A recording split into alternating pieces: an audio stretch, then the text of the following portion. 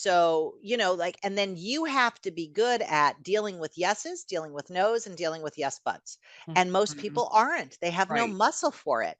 So if you start off with something that's not a real request, it's sort of a statement or building a case or an I'd like, you know, you're going to end up with mishmash Yes. at the end of it. So if you start off with a clean request, then the person can genuinely, authentically say yes or no, or I'd like to, but.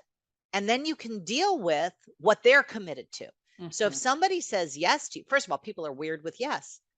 If somebody says yes, you're like, are you sure? Like, I'm not sure. Like you almost, it's so bizarre. People are so funny about making requests, right?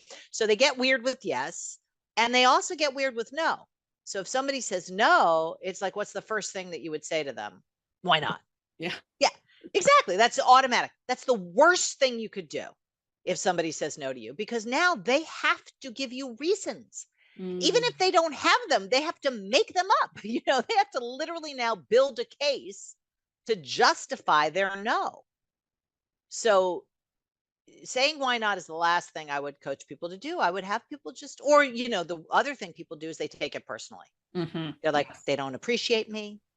Maybe this isn't the job for me, you know, or maybe that's why they suck and their team hates them or whatever. You Mhm. end up reacting in some way.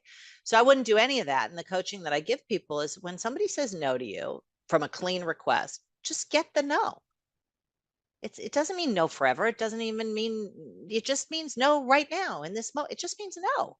Yes. So it's not the end of the world. It doesn't mean they don't like you. It doesn't mean they don't appreciate you. Have no, it's just no. It's like, ask me to go to lunch. Just ask me. Or I'll ask you, will you go to lunch with me on Tuesday? Say no. Sure. No, you got to say no. Oh, gotta say no. Okay. No. Okay. Thanks for considering it.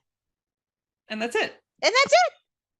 That is so much easier than making all of these reactions in your head that you're have no control and you're just, wallowing in the story that you create Oh, in your head. it's like cuckoo town right now. A lot of times what you get from people when you make a request is a yes, but, because, people have reasons or whatever.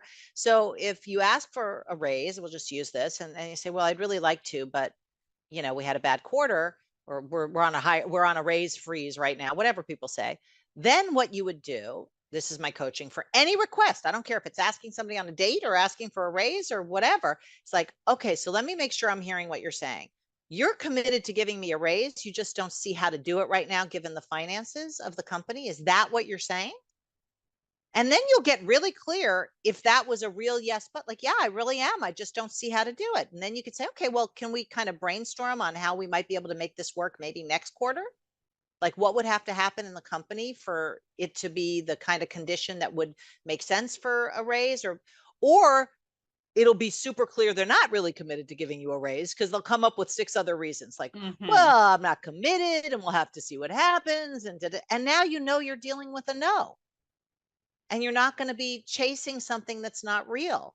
So you always want to be listening for and speaking to people's commitment. And the only Mm. way you can hear that is if you're really out here with somebody instead of in your drama in Right. your head.